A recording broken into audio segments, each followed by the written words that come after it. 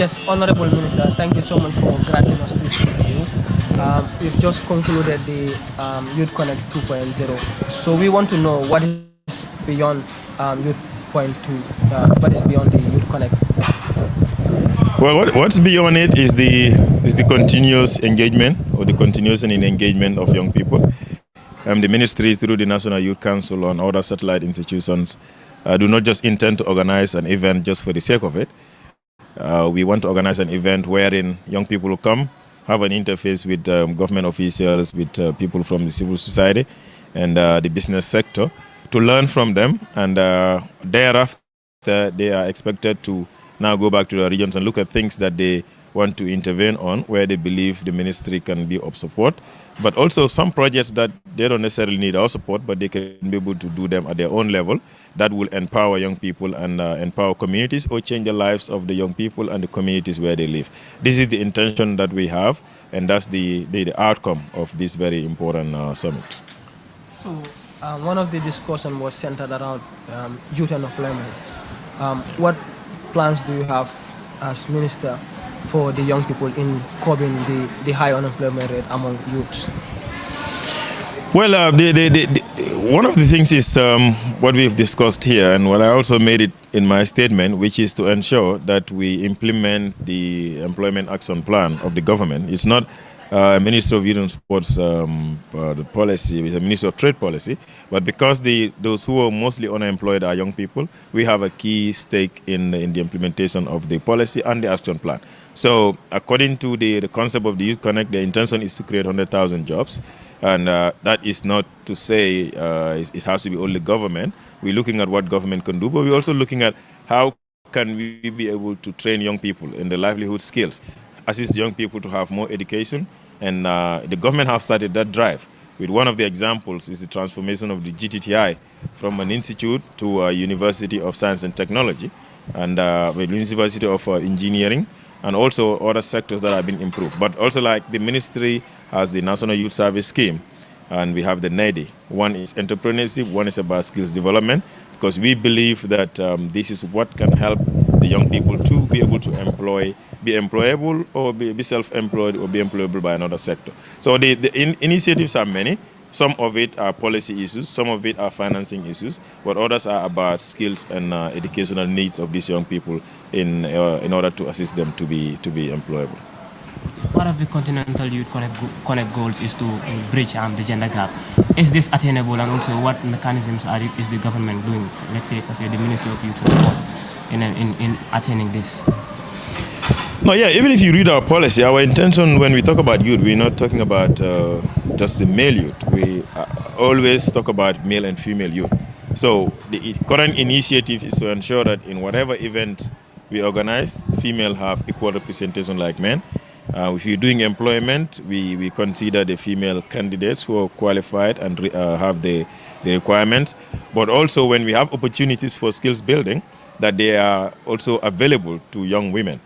So the idea is how do we bring up our female folks, because there is a lot of issues that serve as obstacles to their employment and to their development, and which are cultural or within our traditional settings. So these are all things that we have to work on. But the NYC currently have quite a number of programs that deals with sensitizing communities on issues that are affecting women.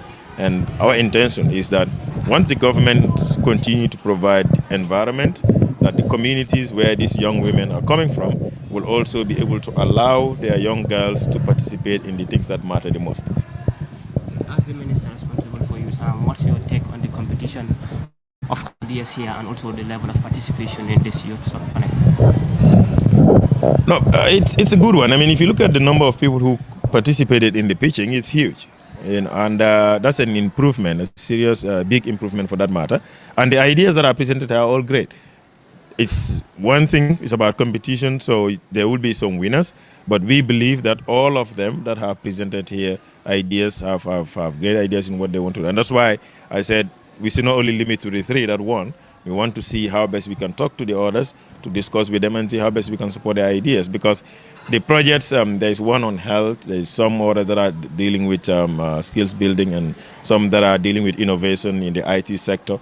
all of them, like I said, are great. What is important now is the implementation of that. But you can be assured that we recognize the talent and the skills that these young people have, but other young people who are out there who don't have the opportunity to come and pitch here, and we will continue to do our best to support those that we can to be able to forward these ideas, move these ideas forward. So the Gambia College used to administer a lot of young people, but of recent it's been turned to a college wherein you need to pay. And most of these people come from underprivileged families. They are in restriction their admission at the college. Are you in any way as minister engaging the various the relevant stakeholders to making sure that there are mechanisms put in place to allow a lot of young people to get enrollment and also help to curb the unemployment rate among young people? No, I personally, as a ministry, to be truthful, we are not involved in the education sector because that's a Ministry of Higher Education issue. But to tell you the reality, well, yes, there is an introduction for fee, but it's not every student that pays. Even at the UTG, there is a fee attached to the students, a tuition fee. But there are some that apply for scholarship and they get provided scholarship, and that's the trend everywhere. I know, unfortunately, there has been people used to free education, but the reason why we all complaining about quality of education, quality of health, and quality of all these things is because of the fact that it has pretty much been a free amount. There is no fee attached to it. So tuition fees are global issues. If you want to have a standard education, you want to have education that meets the need of the people in terms of having equipments that are needed, having classrooms that are well equipped, having teachers that are well paid, there must be some kind of a commitment, some kind of a fee that is attached. So that's the reality, not a defense of what's happened, but I just want to be as clear as possible. But yes, while the fee is there are students who can qualify to get scholarship and they can apply and they can go. I mean, every year you see the Ministry of Higher Education advertising for scholarship for both the UTG and other institutions. And I'm sure it's going to be the same trend everywhere. But not speaking on behalf of the Ministry of Higher Education, like I said, but this is a position that government is holding, that in order to improve quality, there must be some kind of fee. I mean, some of us have the opportunity to study outside, and we know that you have to pay. Yes, there are some in this Scandinavian countries where university is free, but majority of countries in the world is you have to pay to get that, and that's just the regular thing we want to do. Of course, yes, we consider also the economic situation of the people, and that's why the fees that are attached are reasonably cheaper than some of the other countries. And some of us know that. That's why we have some of our people in the sub-region coming here to study, the law program and others, because of the fees compared to their own country. So government will continue to engage, and maybe in the future there would be some reduction or there might be some waiver of the fee, but at the moment this is the reality of things. Do you have anything to add to this? No. Okay, no. Just to again, thank you people for coming and covering the event as much as possible. And we want to encourage our young people. Like I said in the statement, we know the challenging times, but the commitment is there, and we would continue on our part to do our best to address some of the issues that are coming up, and continue to collaborate with the relevant institutions, including the media, to raise awareness and take the message to the people out there. So we just want to express our thanks to all of you. Thank you very much.